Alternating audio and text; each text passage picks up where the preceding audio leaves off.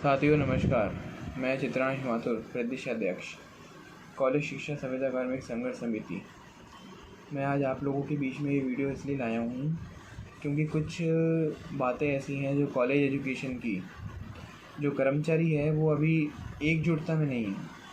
सबसे बड़ी बात है, कर्मचारियों को जितने भी महाविद्यालय जो 450 से लेके 550 कॉलेजेस है पूरे राजस्थान में, उन सभी महाविद्यालयों में जो कि राजकीय महाविद्यालय हैं, उनमें जो महाविद्यालय विकास समिति और प्लेसमेंट एजेंसी अतिरिक्त जो भी है, अलग अलग तरीके से कर्मचारियों को कार्य कराया जा रहा है, संविदा कर्मचारियों को। तो अभी जो है Rajasthan contractual hiring to civil post rule 2022, इसमें उच्च शिक्षा विभाग का कहीं भी नाम नहीं है, जबकि शिक्षा विभाग का नाम है। तो मेरा यही कहना है कि जो भी राजकीय महाविद्यालयों में किसी भी रूप से, भले वो प्लेसमेंट हो, भले वो महाविद्यालय विकास समिति हो, भले वो बॉयज़ फंड हो, या किसी भी फंड से या किसी भी रूप में अगर वो कार्यरत है, तो मेरा जो कॉन्टैक्ट नंबर है वो आपके डिस्क्रिप्शन में लिखा हुआ है नीचे। उस नंबर पे मेरे से कांटेक्ट कीजिए, जिससे कि मैं जितने भी अपने कॉलेजेस हैं सबको एकत्रित कर सकूं, सबको अपने एक पर्सनल व्हाट्सएप ग्रुप में, जो अपने संगठन का व्हाट्सएप ग्रुप बनाया है, उस व्हाट्सएप ग्रुप में आप सबको ऐड कर सकूं और अपने आगे की क्या प्लानिंग रहेगी, किस तरीके से सरकार के सामने अपने को पेश होना है। क्योंकि अपन लोगों की जो डिटेल्स हैं और जो अपनी जो भी कर्मचारी है, उनकी सूचना अभी तक मुख्यमंत्री जी के पास, राजस्थान सरकार के पास नहीं पहुंच पाई है। तो अपना मेन उद्देश्य ये है कि अपने जितने भी कर्मचारी हैं वो सब एकत्रित पहले एक, जिससे कि अपनी संख्या बल जो भी है मालूम पड़ जाए। वैसे संख्या बल मुझे पता है, और यहाँ तक कि आयुक्त ने जिन्होंने सूचना मांगी थी उनको भी संख्या बल पता है कि कितने कर्मचारी किस रूप में कार्यरत हैं, प्लेसमेंट एजेंसी से भी, महाविद्यालय विकास समिति से भी। लेकिन अब बात ये निकल के आ रही है कि अपन लोगों को संविदा सेवा नियम 2022 में अडॉप्शन अभी तक नहीं दिया गया है। जबकि अभी मैं जयपुर जाके आया था कुछ दिन पहले ही, तो माननीय ACS अखिल अरोड़ा जी से फाइनेंस डिपार्टमेंट में मेरी वार्तालाप हुई थी। उन्होंने साफ़ तौर पर ये कहा था कि मैंने जिनको ये कहा था साफ़ तौर पर कि कर्मचारी हमारे महाविद्यालयों में 2 से 3 प्रकार के रखे जाते हैं। एक तो प्लेसमेंट एजेंसी के माध्यम से, दूसरा जो सीधे महाविद्यालय विकास समिति से सीधे विभाग द्वारा हायर किए गए। तो अपना मेन उद्देश्य ये है कि मैंने उनको ये कहा कि सर, हमारा जो विभाग है उसमें 2 तरीके से कर्मचारी कार्यरत है। तो प्लेसमेंट एजेंसी वाले भी हैं कई कॉलेजेस में, और कई कॉलेजेस में महाविद्यालय विकास समिति से सीधे तौर पर हायर किए करके लगा रखे हैं। तो माननीय अखिल अरोड़ा जी ने साफ तौर पर कहा कि जो सीधे विभाग द्वारा रखे गए हैं उनको सेवा नियमों में आना चाहिए, और जो प्लेसमेंट एजेंसी से लगे हुए हैं उनको RSLDC जो भी RLSDC जो भी बोर्ड है, वो कुछ दिनों में उसकी जो डिटेल्स है वो सामने आ जाएगी। तो मे भी हो सकता है कि अभी जो डिटेल्स है RLSDC की जो भी डिटेल्स है वो कुछ दिनों में अपने सामने आ जाए। क्योंकि उन्होंने वार्तालाप में मुझे ये कहा था कि प्लेसमेंट एजेंसी वालों को तो RLSDC के तहत रखा जाएगा, और आपकी बात रही जो लोग महाविद्यालय विकास समिति जो भी लगे हुए हैं, जो डायरेक्ट विभाग द्वारा रखे गए, उनको एडॉप्शन के लिए वो फ़ाइल जो मैं दे के आया हूँ, वो फ़ाइल थोड़ी रनिंग चलेगी। उन्होंने कहा है कि आप भी अपने विभाग से अपनी जो डिटेल्स है वो भिजवाइए, और हम भी कोशिश करते हैं कि आप लोगों की डिटेल्स क्या है, जो भी कंप्लीट डिटेल्स है हम ले सकें। तो अपना मेन उद्देश्य ये है कि आज मैंने लाइव इसलिए आया हूँ, और ये रिकॉर्डिंग मैंने इसलिए बनाई है कि जिससे कि जितने भी कर्मचारी हैं उन तक मेरी आवाज़ पहुंच सके। क्योंकि अभी भी मेरे कई ज़िले ऐसे हैं जिनसे मेरी कांटेक्ट नहीं है, और दूर दूर तक जो भी है मेरे से कोई मैं जानता नहीं हूँ, ना मेरे से कोई लिंक है।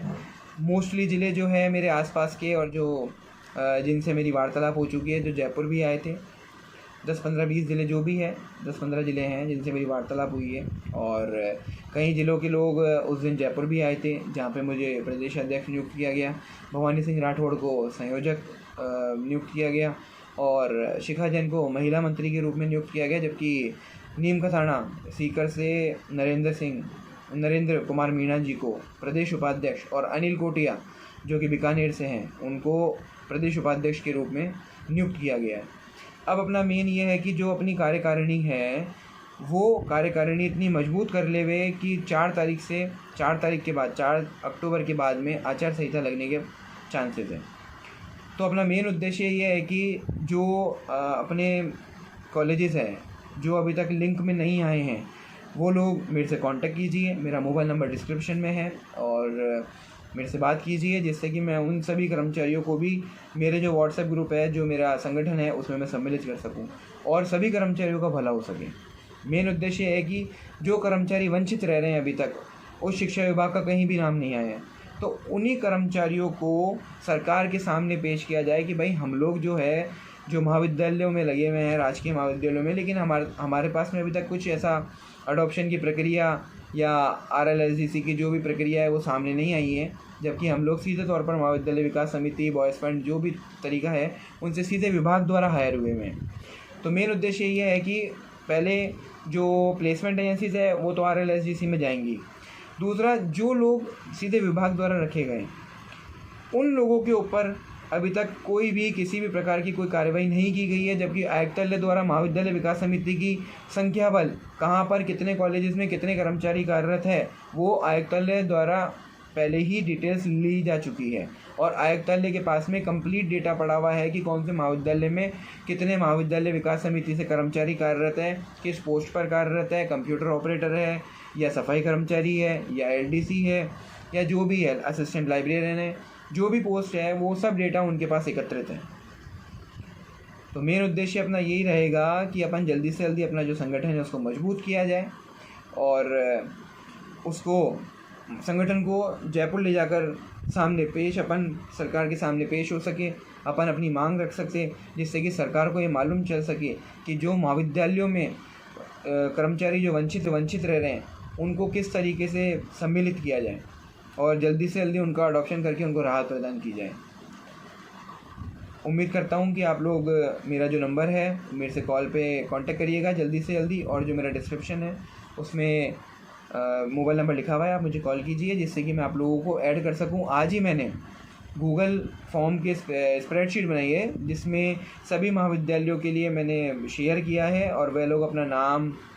अपना कॉलेज का नाम, अपने पोस्ट का नाम, किस तरीके से कार्यरत है, महाविद्यालय विकास समिति से कार्यरत है या प्लेसमेंट एजेंसी से कार्यरत है या अदर तरीके से कार्यरत है, वो सब गूगल फॉर्म के अंदर ऑप्शन मैंने दे रखे हैं, जिससे कि क्या है, आप वो लोग फॉर्म फिल करेंगे तो सारा डेटा एकत्रित हो पाएगा, सबसे कांटेक्ट हो पाएगा, जिससे कि अपना संगठन मजबूत बनेगा और सरकार के सामने पेश भी हो सकेगा, जिससे कि जो भी अपनी मांगे हैं वो सरकार के सामने अपन रख सके और अपने जितने भी कर्मचारी हैं उनको राहत मिल सके।